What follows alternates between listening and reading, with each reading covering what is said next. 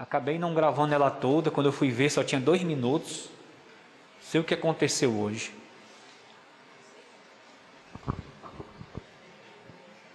Tá? Mateus capítulo de número 8. Glória a Jesus. Nós vamos nessa noite meditar nesse texto. Glória a Deus. Diz assim. Quem encontrou, diga amém. Acompanha na tua Bíblia aí. E descendo ele do monte, seguiu uma grande multidão. E eis que veio um, vamos lá, me ajuda, e o que foi que o leproso fez? O adorou, dizendo: Senhor, se quiseres, podes tornar-me limpo. E Jesus, estendendo a mão, tocou, dizendo: quero, seja limpo. E logo ficou purificado da lepra. Disse-lhe então Jesus: olha, não digas a ninguém, mas vai, mostra-te ao sacerdote, apresenta a oferta que Moisés determinou para lhe servir de testemunho. Ok? Eu vou começar até o verso 4, que dependendo do tempo a gente entra no segundo ponto, que eu estive até pregando hoje no meu dia. Felizmente nós não gravamos. Queridos, é um texto, olhe para cá. Esse fato aqui, desse leproso, ele é retratado nos 3 evangelhos.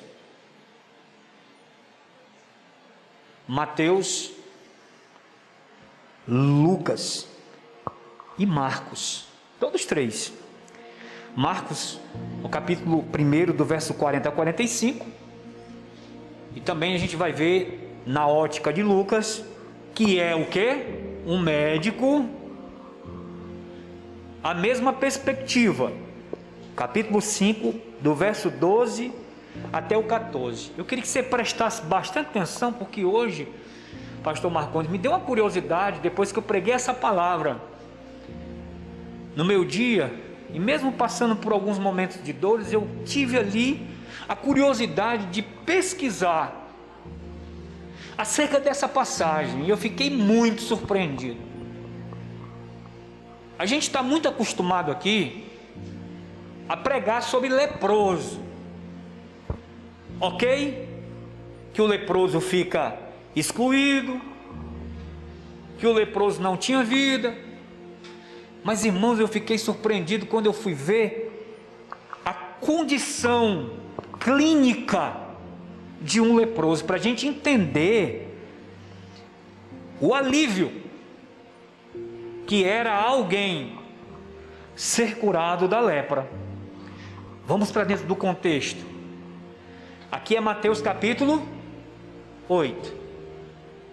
O antecedente aqui, Jesus, ele vai terminar o seu famoso sermão do monte. Ok? Ele está descendo do monte. As pessoas não deixam Jesus. E aí eu fiquei prestando atenção que, olha só, e descendo ele do monte. Da onde é que ele está descendo? Do monte. Daquele grande sermão que Jesus está dando, que começa no capítulo 5 e vai até o capítulo 7 de Mateus. Quando Jesus desce, a Bíblia diz que seguia uma grande multidão. Eu fui ver outras traduções, diz, e muitas multidões, está no plural. Os que estavam em cima se juntaram aos que estavam embaixo. Imagina aí, se já tinha muita gente já com Jesus lá em cima, quando eles descem, porque geograficamente não está explícito aqui aonde foi isso, Não diz, nem Marcos, nem Lucas, eu pesquisei.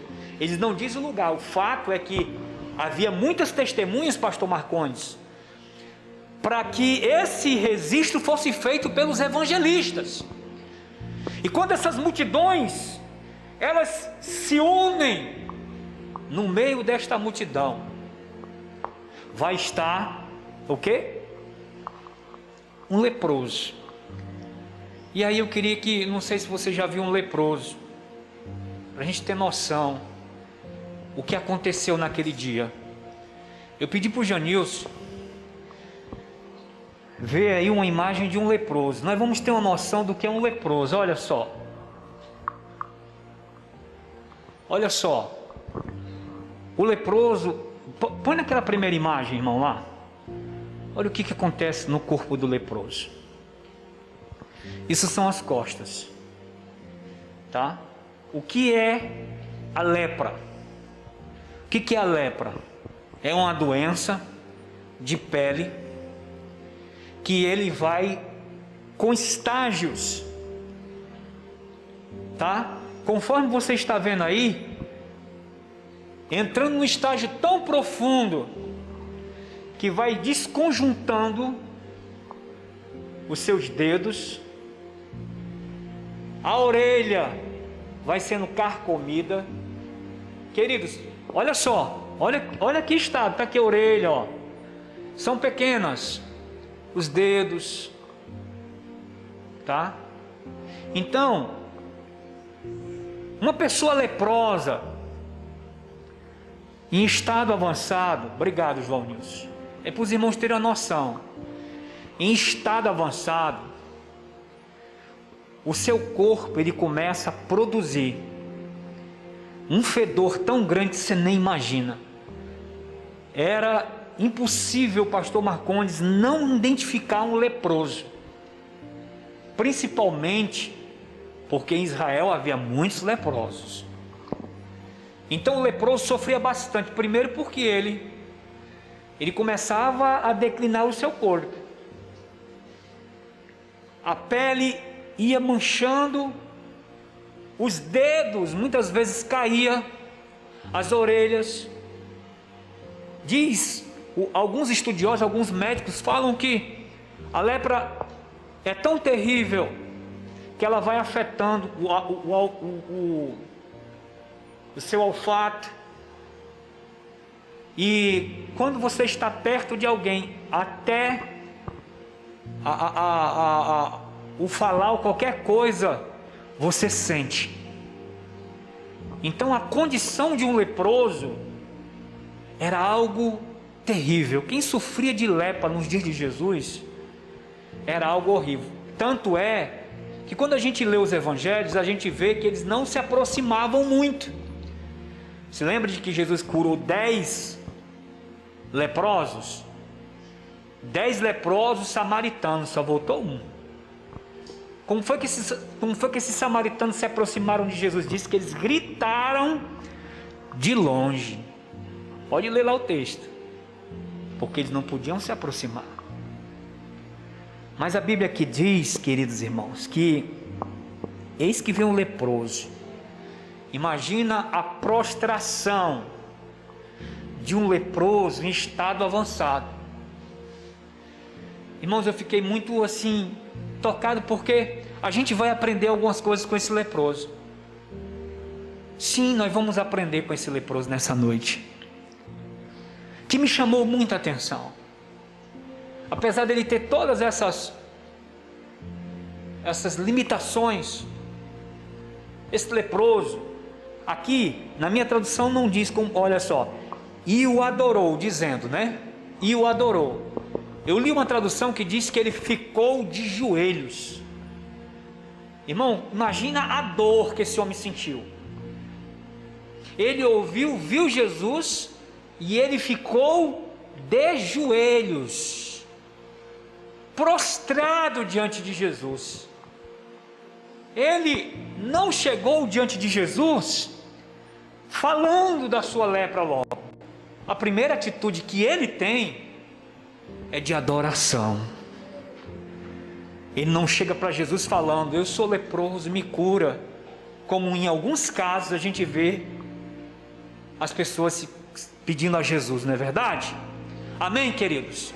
E o que eu aprendo com o leproso?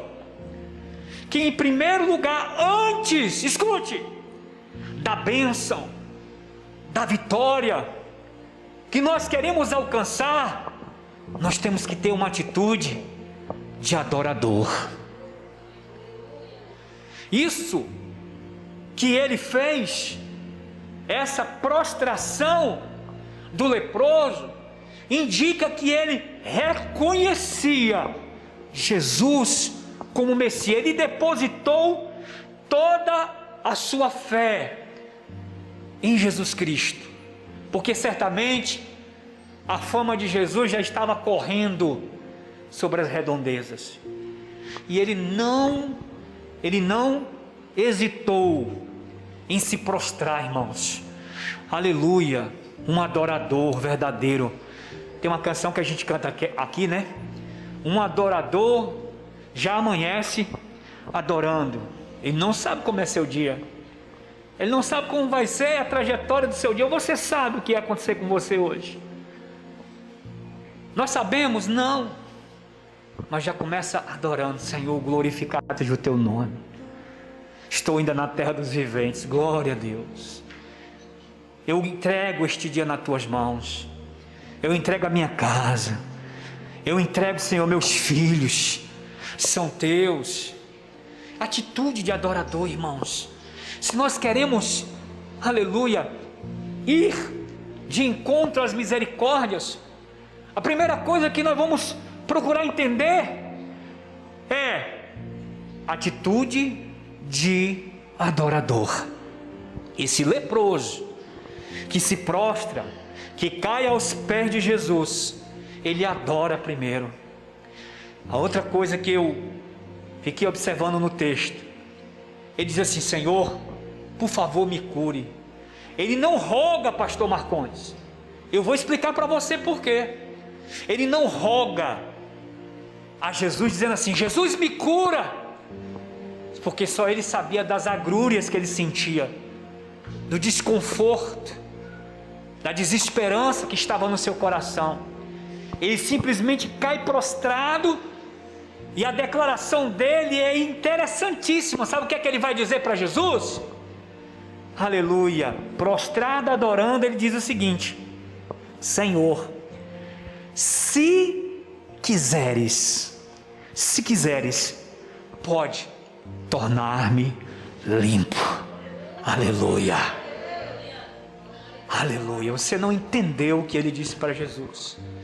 Eu te adoro, tu és o Deus verdadeiro. Está em ti, Senhor, tu me curar ou não. Se tu quiseres, tu pode me tornar limpo. Sabe o que é isso? Em outras palavras, o leproso estava fazendo diante de Jesus uma declaração de fé. Ele adora, ele reconhece Jesus, e ele dá uma declaração de fé. Ele confia: se quiseres, pode tornar-me limpo. Oh glórias, oh glórias. Não, você não está entendendo o que eu estou te falando. Porque quantas vezes a gente ora: transforma, Senhor, muda, Senhor, meu filho, meu Deus, transforma fulano. Você entrega a Deus, depois você toma de volta. Essa declaração de fé dizendo assim: ó, eu estou nas tuas mãos e eu sei que tu podes fazer, Senhor. É somente o Senhor que pode fazer. E ele continua prostrado. Irmão, você pode ter noção de um leproso com as suas orelhas caindo, com o seu corpo carcomido pela lepra. Escuta isso. Prostrado diante de Jesus, diante de uma grande multidão que estava ali, sendo testemunha ocular. Eu creio, se o Senhor quiser, eu sei que o Senhor pode. mas seja feita a tua vontade. Aleluia. Prostrado ali, queridos, o que Jesus vai dizer para ele? E Jesus, estendendo o quê? A mão, tocar em um leproso. Algumas vezes as pessoas doentes vinham e que tocavam em Jesus, mas aqui é Jesus que vai tocar no leproso. Tocar no leproso significava se tornar impuro cerimonialmente. Levando a pessoa a tocar no leproso significava dizer que essa pessoa, ela teria que passar pelo ritual de purificação. Mas nós não estamos falando aqui de uma pessoa comum, nós estamos falando do autor da vida, que é Jesus. Aleluia. Que ao invés de tocar no leproso e se tornar impuro, é o impuro que se torna limpo.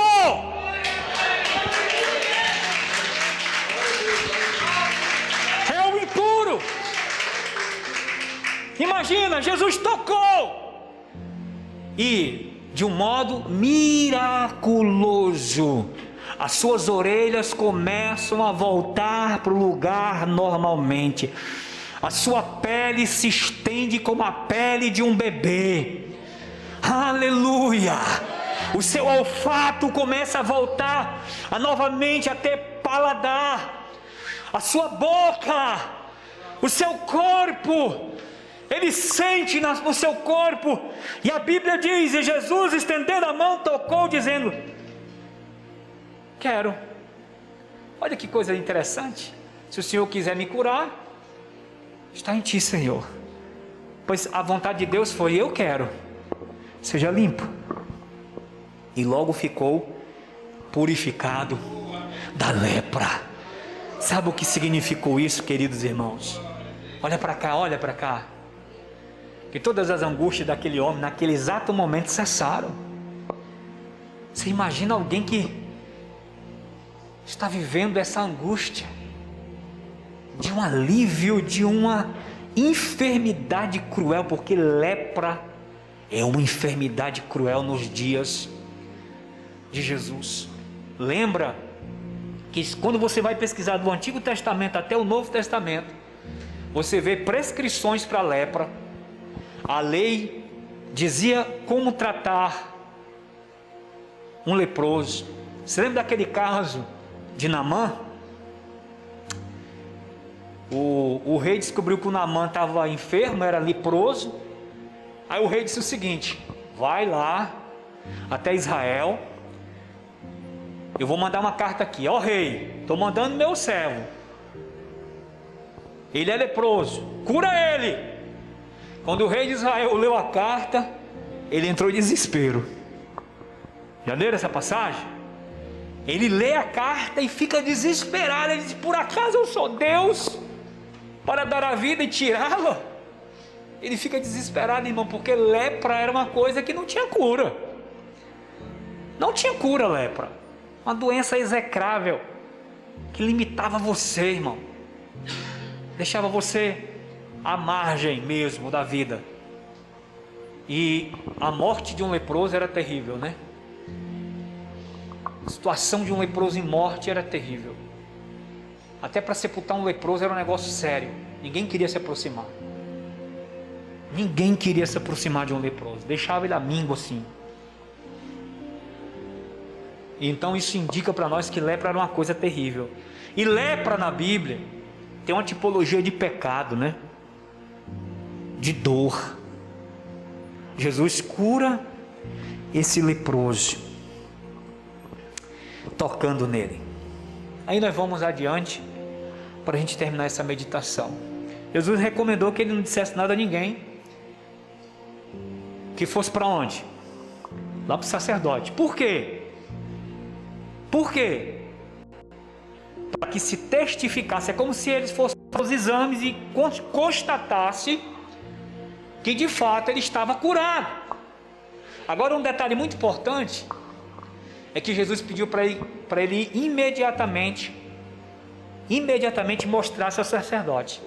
Ele não podia nem ir na família e dizer assim, eu fui curado, nem nos amigos, ele tinha que ir direto para o sacerdote. Por quê?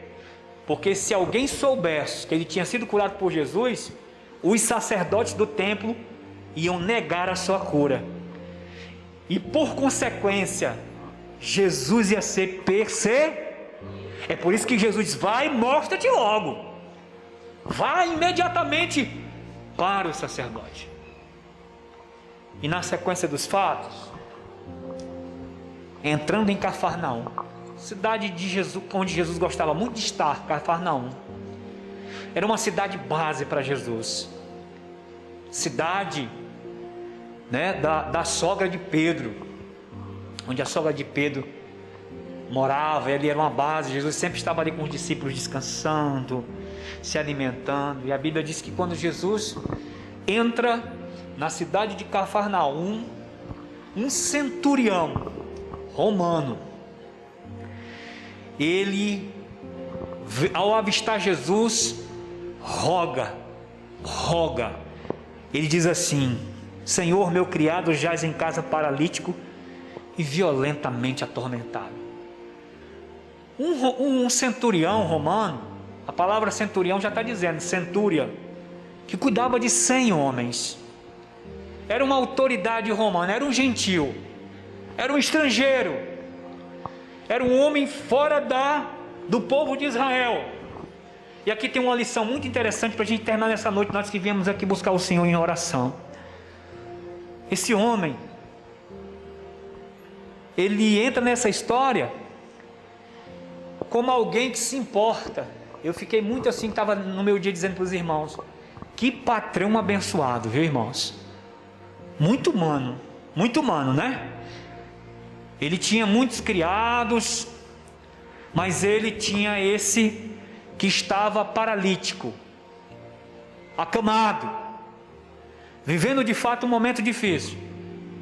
E a Bíblia diz que ele foi até Jesus, ele rogou a Jesus. O que é um rogo, irmão? Por favor, clemência, eu te peço, cura o meu cunhado, por favor. Ele intercede por um criado, ele intercede por um funcionário.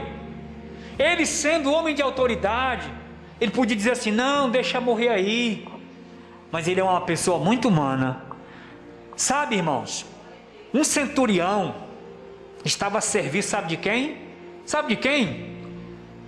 De Herodes Antipas, aquele Herodes que foi comido pelos bichos. Será que o cabo era bom? Mas é o que parece, esse centurião creu em Jesus. E olhe para cá, ele não pediu e nem mandou intermediários, ele mesmo vai a Jesus. O texto está dizendo aqui que esse centurião romano rogou diretamente a Jesus, homem de autoridade. Ele não mandou, ele não pediu, simplesmente ele rogou com muita humildade. O que é que eu aprendo com esse romano? O que nós aprendemos com a fé desse romano? Um homem estrangeiro, um homem de autoridade. Primeiro, um homem que se importa com o seu semelhante. Apesar de ter condição, ele não olha para classe social, ele vê um criado na mesma condição de um soldado. Ele é um homem que tem um coração e olha para o seu semelhante como Deus olha. Ele intercede. O que nós aprendemos aqui é que você está aqui nesta noite não só para orar pelas suas causas, mas você está aqui nesta noite também para rogar por aqueles que sofrem, por aqueles que estão passando por problemas, por aqueles que estão vivendo neste momento um momento difícil. Verdadeiros pessoas que conhecem a Deus são pessoas que se importam com as outras. Este homem tinha esse sentimento. Segunda coisa que eu vejo neste homem, Olha só, Jesus lhe disse: eu irei e lhe darei saúde. Olha o que ele vai dizer para Jesus. E o centurião respondendo disse: eu não sou digno que tu entre debaixo do meu telhado, mas dize uma palavra e o meu criado sarará. Glória, aleluia. Pois também eu sou homem sob autoridade, e tenho soldados a minhas ordens. E eu digo a este: vai, ele vai. Ao outro: vem, ele vem. E o meu criado faz isto, ele faz. Será que ele entende de autoridade? Senhor, não sou digno. Ele, além de mostrar-se um homem muito humano, que se importa com o semelhante, a gente aprende com esse romano, que além de tudo isso, ele é um homem humilde. Porque tem pessoas que não podem receber um pouquinho de poder, que já se acha alguma coisa. Estava tão bem naquela posição, deu poder a ele e se transformou. Já viu alguém assim? Era até teu amigo, de repente ele recebeu um pouquinho de poder, uma autoridadezinha, já mudou. Era até bem naquela condição social, de repente começou a ter uma condiçãozinha, aí já mudou completamente. Esse homem nos mostra que a humildade é uma coisa assim extraordinária. Eu aprendo com ele. Jesus gosta muito quando nós agimos assim. Senhor, eu não sou digno que tu entre debaixo do meu telhado. Ele acredita, gente, olha para cá. Ele acredita, ao passo do leproso, que foi tocado por Jesus. Ele acredita que se Jesus mandar, simplesmente falar, o servo dele na casa dele vai ser curado. Isso chamou a atenção de Jesus de uma maneira extraordinária. Porque às vezes nós estamos orando por uma coisa, mas a gente que está orando nem sequer crê.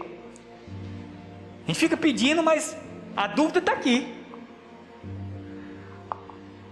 Sabe, a gente está pedindo, mas a gente não está acreditando que vai acontecer.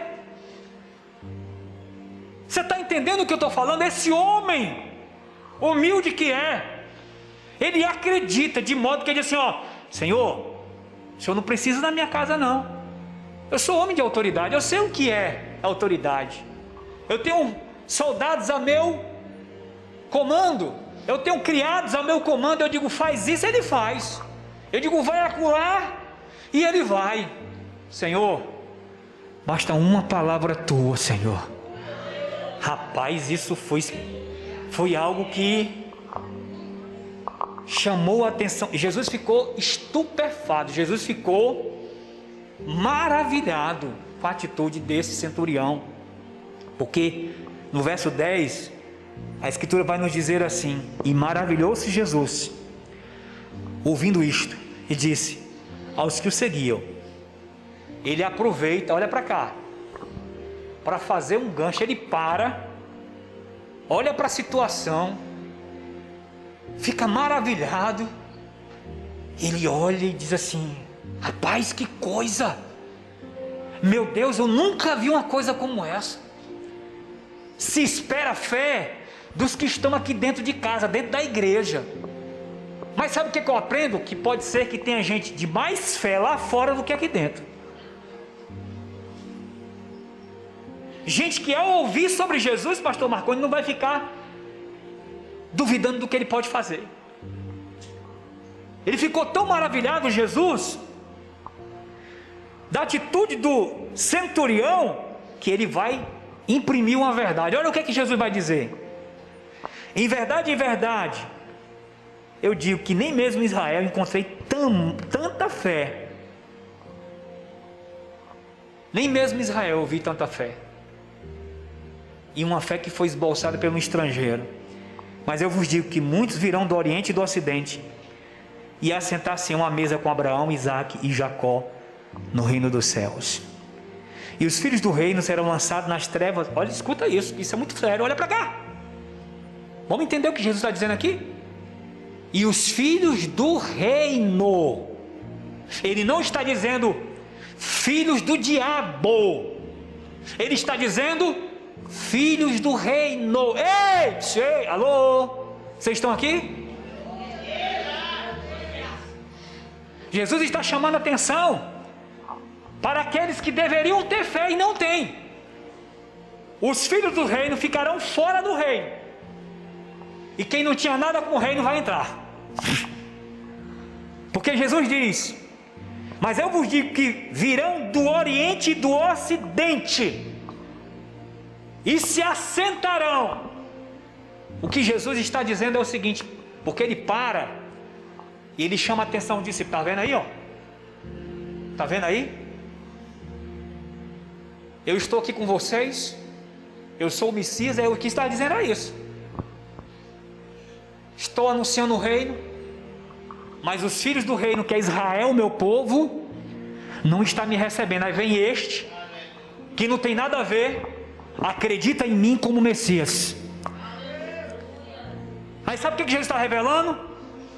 Naquele grande dia nos céus, de todas as tribos, povos e línguas virão de todas as partes do mundo, porque creram em Jesus, vão se assentar comigo na grande ceia.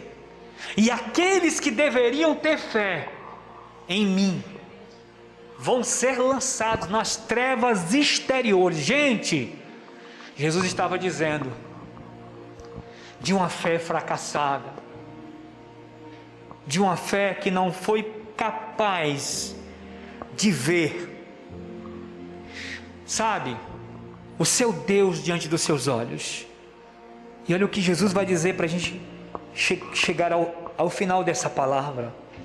Então Jesus disse ao centurião: vai, e como creste te seja feito. Precisamos meditar nas palavrinhas, né? Vai, e como creste. A minha pergunta para você é: como você crê quando você ora? Você crê como uma realidade? Você crê como uma obrigação? Porque Jesus está dizendo para o centurião: vai, e como crestes, assim seja feito. Ele cria que Jesus ia mandar uma palavra e ponto final, estava resolvido. A forma como nós cremos vai determinar a maneira como Jesus vai nos atender. E isso não significa dizer que vai ser assim de imediato. Às vezes, olha para cá, Jesus vai experimentar a nossa fé, e Ele tem todo o direito de fazer isso. Nesses dois casos aqui, Jesus age de maneira diferente. No leproso Ele toca, no centurião Ele apenas fala. Entende?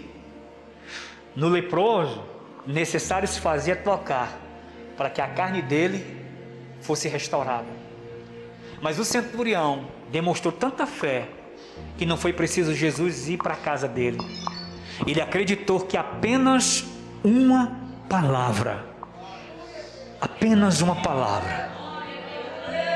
mudaria o contexto da vida do seu servo. Apenas uma palavra. A forma como ele creu: eu acredito, Jesus, eu creio. Tu crê mesmo? Creio. Então vai, seja feito conforme a tua fé. E naquela mesma hora, seu criado sarou. Vamos entender. Ele está aqui, recebendo a palavra, simultaneamente, seu criado lá na casa dele está sendo curado. Ele aqui com Jesus, simultaneamente o criado está sendo restaurado lá na casa dele. Ele já saiu da presença de Jesus, crendo que quando chegasse em casa, ele ia encontrar seu criado restaurado. Ei! Você acredita no que você está orando? que quando tu chegar na tua casa, Jesus já mandou a palavra para lá. Você acredita nisto ou não? Jesus, uma coisa que a gente tem que entender, Ele vai agir de acordo, entende? Ou não? Senhor, se foi da tua vontade, né? Tu faz, Senhor. Nem assim não, varão. A declaração do leproso foi: se o Senhor quiser, eu estou nas tuas mãos, eu acredito, tu és meu Messias, estou prostrado diante de ti. A declaração do centurião foi: só uma palavra tua é suficiente, Senhor, basta só isso, Senhor. Jesus, não te ocupa comigo não, basta só uma palavra. Aleluia. Você entendeu isso, irmão? De acordo com o que tu crê, meu vaso, é de acordo. Isso não tem nada a ver, sabe, com o que tu faz para Deus ou não. Não tem nada a ver, porque atos de misericórdia Deus obra em qualquer pessoa. Diga atos de misericórdia Deus obra em qualquer pessoa. Para curar, Deus cura. Deus curou 10 leprosos, só voltou um para agradecer, e o que voltou foi salvo. Recebeu muito mais do que pediu a Jesus, né? Só queria ser curado da lepra, mas Jesus deu a ele: vai, a tua fé te salvou. Eram os 10 para ter ouvido isso, não é verdade? Amém? Então eu quero neste momento te convidar para a gente orar. Fica com essa palavra no teu coração, e seja feito conforme você crê aqui nessa noite. Amém? Se você pode ficar de pé comigo, a gente vai orar agora. Glória a Deus. Porque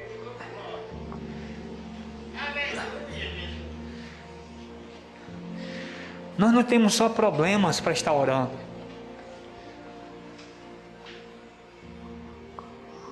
Os problemas ativam a nossa fé. Diga: os problemas ativam a nossa fé. Aleluia. Se existe problemas, diga: se existe problemas, é porque existe possibilidades em Deus para resolução. Basta como você vai crer. Aleluia. Amém? Os problemas não podem ser maiores do que o nosso Deus. A razão de estarmos aqui é porque nós amamos esse Deus. E nós vamos orar agora nesse momento. Feche os teus olhos. Você veio para falar com o seu Deus? Então feche os seus olhos e comece a clamar aí. Aleluia. Comece a buscar o nosso Deus agora, em nome do Senhor. Vamos clamar nesta noite, porque eu sei que Deus pode fazer infinitamente mais do que nós podemos pedir nessa noite. Querido Senhor e Deus, como é maravilhoso, Senhor, estar na tua casa e na tua presença.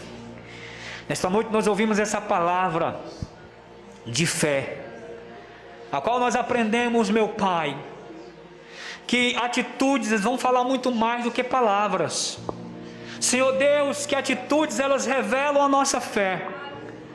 Deus querido, os pedidos estão diante dos teus olhos. Cada palavra, cada necessidade são conhecidas tuas, Senhor. Tu conheces aqui, meu Pai, os nomes que estão neste livro de oração. Tu sabes, meu Pai, as lutas, as libertações, Senhor, o estado de saúde dessas pessoas, meu Pai. Algumas delas estão, meu Pai, no campo da desesperança, mas o nosso Deus é poderoso para fazer muito mais do que nós pedimos, Senhor. Tu és o mesmo Deus de ontem, de hoje e para sempre vai ser o mesmo, meu Pai. Uma palavra tua e essa enfermidade vai embora. Uma palavra tua, esse demônio cai por terra. Uma palavra tua, esse casamento é ordenado. Uma palavra tua, esse jovem volta para a tua presença. Uma palavra tua, Senhor, e esta saúde é ordenada porque tu és o mesmo, Senhor. Senhor, nós te louvamos e sabemos que os teus caminhos sempre são melhores do que os nossos caminhos, meu Pai. Eu sei que neste momento, Senhor, a tua igreja está orando aqui neste lugar, está buscando, e eu creio, meu Pai, eu creio em milagres, eu creio em milagres, eu creio em promessa, eu creio no Deus do livramento, eu creio no Deus, aleluia, da vida, da salvação, aleluia. E nós nessa noite, Senhor, profetizamos em nome de Jesus, vitória, libertação. Meu Deus, nós profetizamos, meu Pai, em nome de Jesus, salvação, meu Pai. Pessoas que precisam abrir os olhos para te conhecer, na nossa família, que está acorrentado, que está amarrado, Senhor Deus, no engano, que está, meu Pai, sobre os vícios, que está, meu Pai, sobre as fendas. Nós profetizamos nessa noite, é de Jesus, vai abrir os olhos, vai encontrar Jesus. Essa é a fé que nós carregamos, e não importa o que nós estamos vendo, porque nós andamos por fé e não por vista, em um Jesus que trabalha para aqueles que nele confiam, e nós confiamos, Senhor, em Ti. Oh Deus, basta uma palavra Tua, Senhor. Oh Senhor, obra livramento sobre a vida dos filhos desta igreja, sobre os filhos das filhas das Tuas servas, sobre os filhos das Tuas servas, meu Pai. Estende as Tuas mãos, Senhor. Deus querido, nós cremos para a glória de Deus, meu Pai. 1000 vão cair ao nosso lado, 10.000 à nossa direita, mas nós não seremos atingidos. Os nossos olhos vão contemplar, aleluia, a grandeza do Senhor, Pai. Nós profetizamos cadeias caindo, pela fé, cadeias caindo. Profetiza pela fé, igreja, cadeias caindo. Se alegra nesta noite, alegra o teu coração pela salvação do teu filho, pela salvação do vizinho, pela salvação que vai chegar. Aleluia, aleluia. Creia no nome de Jesus, porque Ele é fiel, Ele é fiel, Ele é fiel, Ele é fiel. Ó Deus, nós te oramos dessa forma e nós te agradecemos. Diga: eu creio na Tua palavra e espero em Ti, Senhor. Espero em Ti, Senhor. Eu rejeito, diga, eu rejeito toda obra do inimigo sobre a minha vida, sobre a minha casa, porque eu e a minha casa serviremos ao Senhor. Profetiza: eu e a minha casa serviremos ao Senhor. Eu não vou entristecer meu coração. Diga isso com fé: eu não vou entristecer meu coração.